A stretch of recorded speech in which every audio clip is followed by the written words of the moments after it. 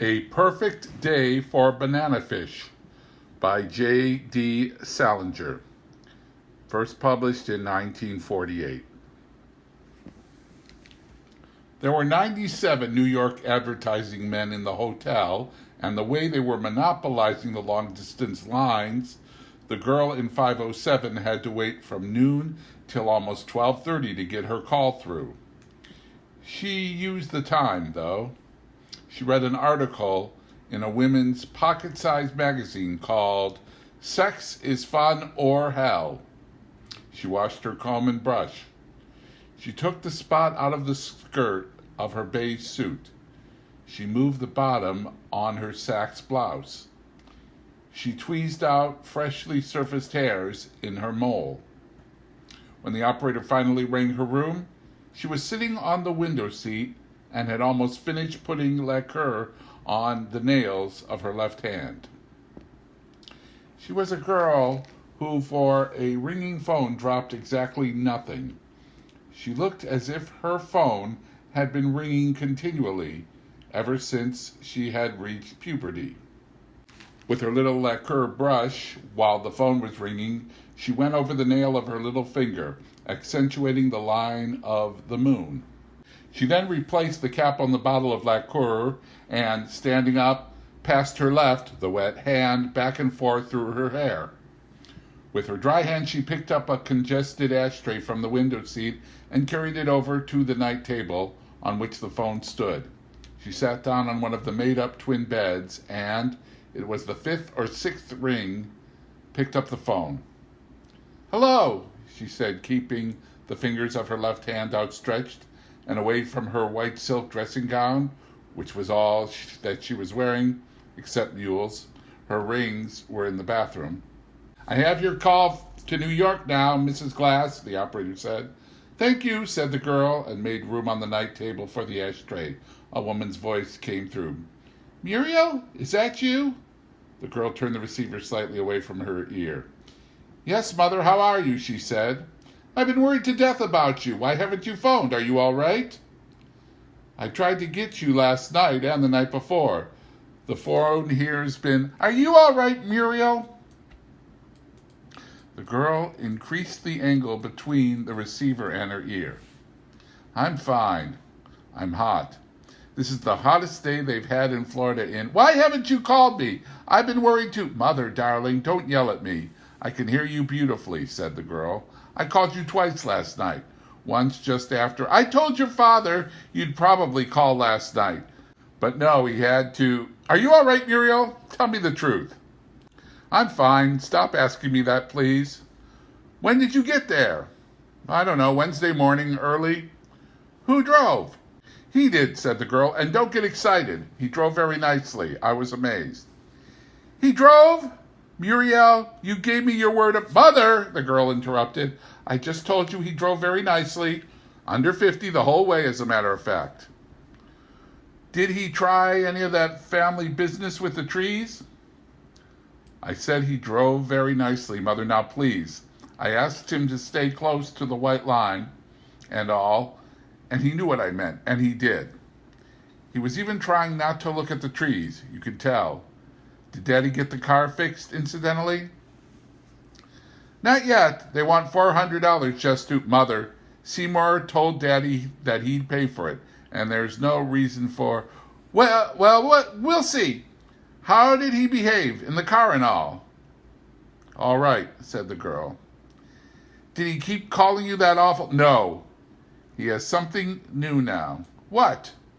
"Oh, what's the difference, Mother?" "Muriel, I want to know. Your father—" All right. He calls me Miss Spiritual Temp of 1948, the girl said and giggled. "It isn't funny, Muriel. It isn't funny at all. It's horrible. It's sad, actually. When I think how—" "Mother," the girl interrupted. "Listen to me. You remember that book he sent me from Germany? You know, those German poems? What'd I do with it? I've been racking my—" "You have it!" "Are you sure?" said the girl. "Certainly. That is, I have it. It's in Freddie's room. You left it here, and I didn't have room for it in the—" Why does he want it?" "No, only he asked me about it. when we were driving down. He wanted to know if I'd read it. Well, it was in German. Yes, dear, that doesn't make any difference, said the girl, crossing her legs. He said that the poems happened to be written by the only great poet of the century. He said I should have brought a translation or something, or learned the language, if you please. Awful, awful. It's sad, actually, is what it is, your father said last night. Just a second, Mother, the girl said. She went over to the window seat for her cigarettes, lit one, and returned to her seat on the bed. Mother, she said, exhaling smoke. Muriel, now listen to me. I'm listening. Your father talked to Dr. Savetsky. Oh, said the girl. He told him everything. At least he said he did. You know, your father. The trees. That business with the window. Those horrible things he said to Granny about her plans for passing away. What he did with all those lovely pictures from Bermuda. Everything. Well, said the girl. Well, in the first place, he said it was a perfect crime the Army released him from the hospital. My word of honor. He very definitely told your father there's a chance, a very great chance, he said, that Seymour may completely lose control of himself. My word of honor. There's a psychiatrist here at the hotel, said the girl. Well, who? What's his name? Oh, I don't know. Reiser or something. He's supposed to be very good. Never heard of him. Well, he's supposed to be very good anyway. Muriel, don't be fresh, please. We were very worried about you. Your father wanted to wire you last night to come home. As a matter of fact, I'm not coming home right now, Mother, so relax. Muriel, my word of honor. Dr. Savetsky said Seymour may completely lose control. I just got here, Mother. This is the first vacation I have had in years. And I'm not going to just pack everything and come home, said the girl. I couldn't travel now anyway. I'm so sunburned, I can hardly move. You're badly sunburned? Don't you use that jar of bronze that I put in your bag? I put it right. I used it. I'm burned anyway. Well, it's terrible. Where are you burned? All over. Dear, all over. Well, that's terrible. I'll live. Tell me, did you talk to the psychiatrist? Well, sort of, said the girl. What'd he say? Where was Seymour when you talked to him? In the ocean room, playing piano. He's played piano both nights we've been here. Well, what'd he say? Oh, nothing much.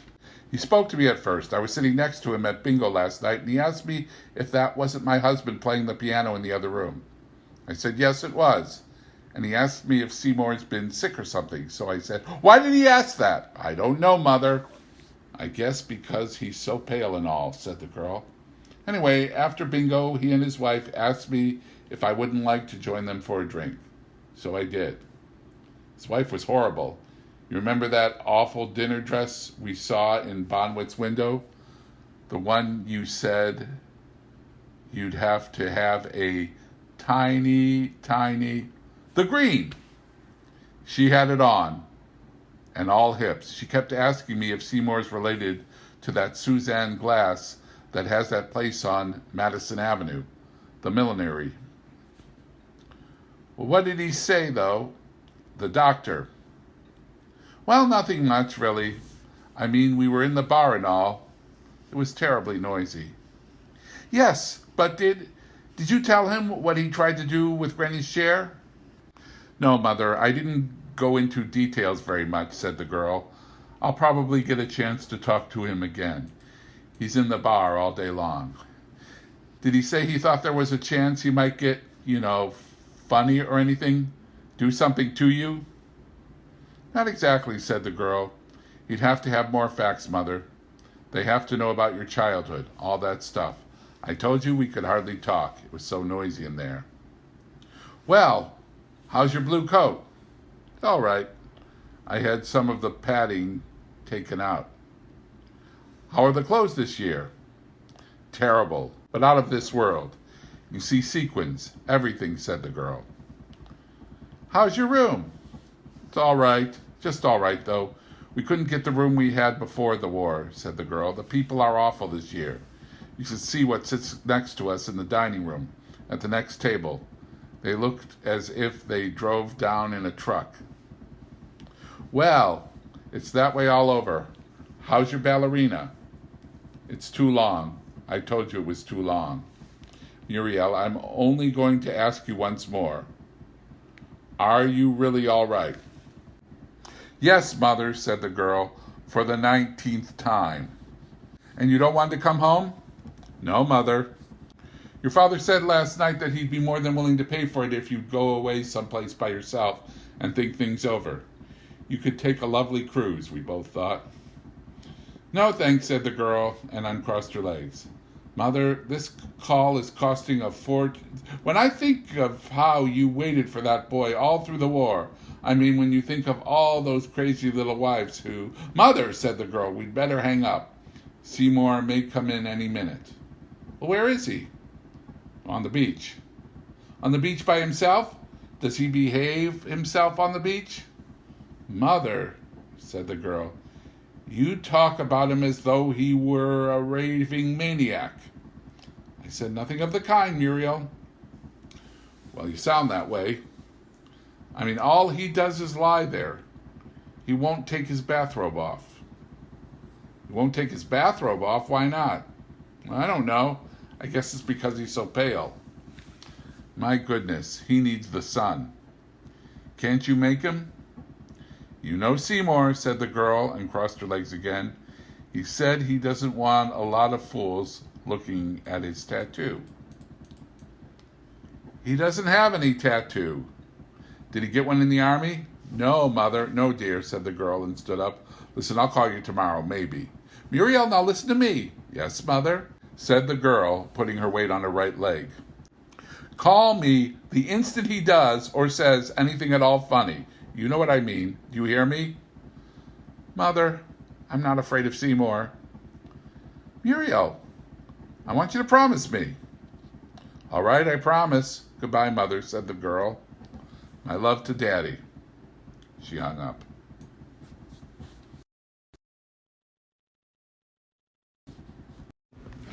See more glass? Said Sybil Carpenter, who was staying at the hotel with her mother. Did you see more glass? Pussycat, stop saying that. It's driving Mommy absolutely crazy. Hold still, please. Mrs. Carpenter was putting suntan oil on Sybil's shoulders, spreading it down over the delicate wing-like blades of her back. Sybil was sitting insecurely on a huge inflated beach ball facing the ocean.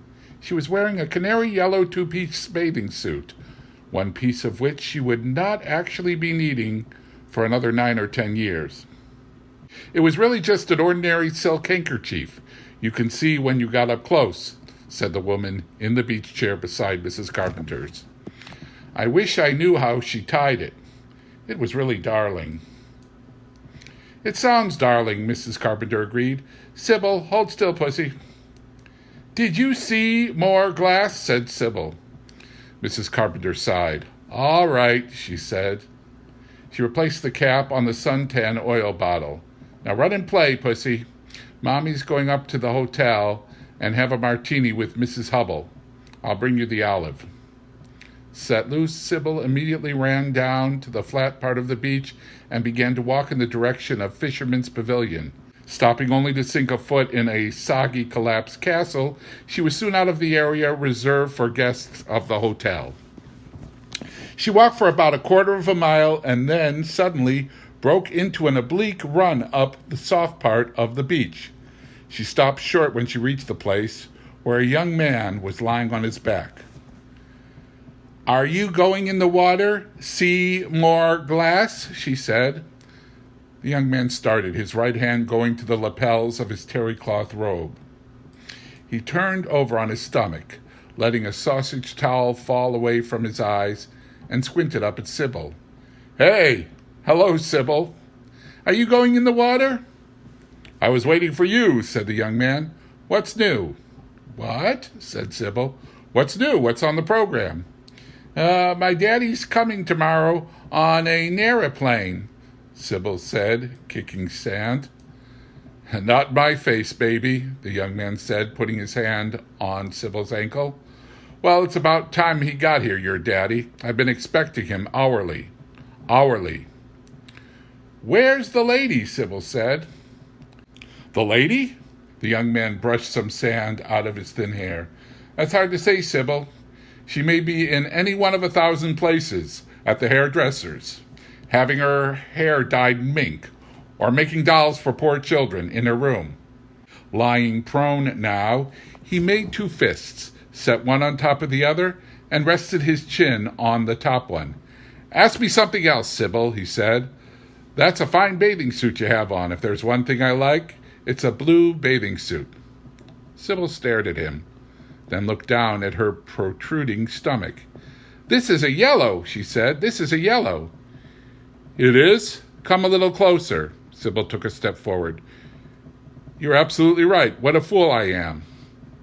Are you going in the water? Sybil said. I'm seriously considering it. I'm giving it plenty of thought, Sybil. You'll be glad to know. Sybil prodded the rubber float that the young man sometimes used as a headrest. It needs air, she said. You're right. It needs more air than I'm willing to admit. He took away his fists and let his chin rest on the sand. Sybil, he said, you're looking fine. It's good to see you. Tell me about yourself. He reached in front of him and took both of Sybil's ankles in his hands. I'm Capricorn, he said. What are you? Sharon Lipschultz said you let her sit on the piano seat with you, Sybil said. Sharon Lipschultz said that? Sybil nodded vigorously. He let go of her ankles, drew in his hands, and laid the side of his face on his right forearm. Well, he said, you know how these things happen, Sybil. I was sitting there playing, and you were nowhere in sight, and Sharon Lipschultz came over and sat down next to me. I couldn't push her off, could I? Yes. Oh, no, I couldn't do that, said the young man. I'll tell you what I did do, though. What? I pretended she was you. Sybil immediately stooped and began to dig in the sand. Let's go in the water, she said. All right, said the young man. I think I could work it in. Next time, push her off, Sybil said. Push who off? Sharon Lipschultz. Ah, Sharon Lipschultz, said the young man. How that name comes up, mixing memory and desire. He suddenly got to his feet. He looked at the ocean. Sybil, he said, I'll tell you what we'll do. We'll see if we can catch a bananafish. A what? A bananafish, he said, and undid the belt of his robe. He took off the robe. His shoulders were white and narrow, and his trunks were royal blue. He folded the robe, first lengthwise, then in thirds. He unrolled the towel he had used over his eyes, spread it out on the sand, and then laid the folded robe on top of it. He bent over, picked up the float, and secured it under his right arm. Then with his left hand, he took Sybil's hand. The two started to walk down to the ocean. I imagine you've seen quite a few banana fish in your day, the young man said. Sybil shook her head. You haven't? Where do you live, anyway? I don't know, said Sybil. Sure you know, you must know. Sharon Lipschultz knows where she lives, and she's only 3.5. Sybil stopped walking and yanked her hand away from him. She picked up an ordinary beach shell and looked at it with elaborate interest. She threw it down. Whirly Wood, Connecticut, she said, and resumed walking, stomach foremost. Whirly Wood, Connecticut, said the young man. Is that anywhere near Whirly Wood, Connecticut, by any chance? Sybil looked at him. That's where I live, she said impatiently. I live in Whirly Wood, Connecticut. She ran a few steps ahead of him, caught up her left foot in her left hand, and hopped 2 or 3 times. You have no idea how clear that makes everything, the young man said. Sybil released her foot. Did you read Little Black Sambo, she said. It's very funny you asked me that, he said. It so happens I just finished reading it last night. He reached down and took back Sybil's hand. What did you think of it, he asked her. Did the tigers run all around that tree? I thought they'd never stop. I never saw so many tigers. There were only 6, Sybil said. Only sixth, said the young man. Do you call that only? Do you like wax? Sybil asked. Do I like what? Asked the young man. Wax. Very much, don't you? Sybil nodded. Do you like olives? She asked. Olives? Yes, olives and wax. I never go any place without 'em. Do you like Sharon Lipschultz? Sybil asked. Yes, I do, said the young man. What I like particularly about her is that she never does anything mean to little dogs in the lobby of the hotel. That little toy bull that belongs to that lady from Canada, for instance. You probably won't believe this, but some little girls like to poke that little dog with balloon sticks. Sharon doesn't. She's never mean or unkind. That's why I like her so much. Sybil was silent. I like to chew candles, she said finally. Who doesn't? Said the young man, getting his feet wet. Wow, it's cold. He dropped the rubber float on its back. No, wait just a second, Sybil. Wait till we get out a little bit. They waded out till the water was up to Sybil's waist. Then the young man picked her up and laid her down on her stomach on the float. Do you ever wear a bathing cap or anything? He asked. Don't let go, Sybil ordered. You hold me now. Miss Carpenter, please. I know my business, the young man said. You just keep your eyes open for any bananafish. This is a perfect day for bananafish. I don't see any, Sybil said. It's understandable. Their habits are very peculiar. He kept pushing the float. The water was not quite up to his chest. They lead a very tragic life, he said. You know what they do, Sybil? She shook her head. Well, they swim into a hole where there's a lot of bananas. They're very ordinary-looking fish when they swim in, but once they get in, they behave like pigs. Why, I've known some banana fish to swim into a banana hole and eat as many as 78 bananas. He edged the float and its passenger a foot closer to the horizon. Naturally, after that, they're so fat they can't get out of the hole again, can't fit through the door. Not too far out, Sybil said. What happens to them? What happens to who? The banana fish. Oh, you mean after they eat so many bananas they can't get out of the banana hole? Yes, said Sybil. Well, I hate to tell you, Sybil, they die. Why? Asked Sybil. Well, they get banana fever. It's a terrible disease. Here comes a wave, Sybil said nervously. We'll ignore it. We'll snub it, said the young man. Two snobs. He took Sybil's ankles in his hands and pressed down and forward. The float nosed over the top of the wave. The water soaked Sybil's blonde hair, but her scream was full of pleasure. With her hand, when the float was level again, she wiped away a flat, wet hand of hair from her eyes and reported, I just saw one. Saw what, my love? A banana fish. My God, no, said the young man. Did he have any bananas in his mouth? Yes, said Sybil, 6. The young man suddenly picked up one of Sybil's wet feet, which was drooping over the end of the float, and kissed the arch. Hey, said the owner of the foot, turning around. Hey yourself, we're going in now. You had enough? No. Sorry, he said, and pushed the float toward shore until Sybil got off it. He carried it the rest of the way. Goodbye, said Sybil, and ran without regret in the direction of the hotel.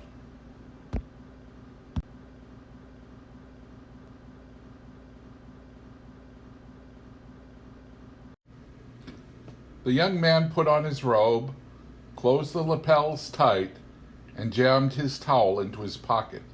He picked up the slimy, wet, cumbersome float and put it under his arm. He plodded alone through the soft, hot sand toward the hotel.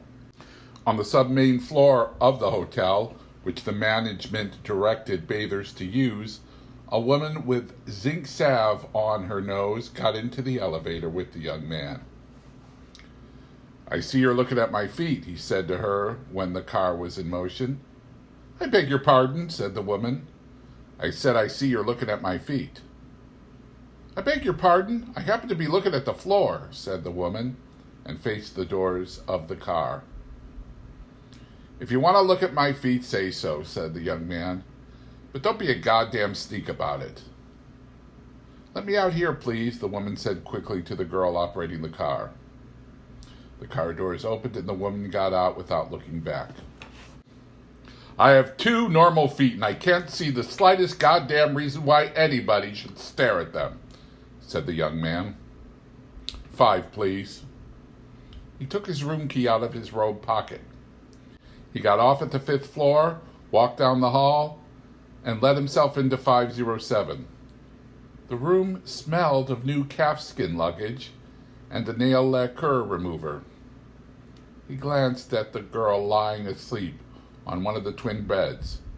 Then he went over to one of the pieces of luggage, opened it, and from under a pile of shorts and undershirts, he took out an Orkey's Caliber 7.65 automatic.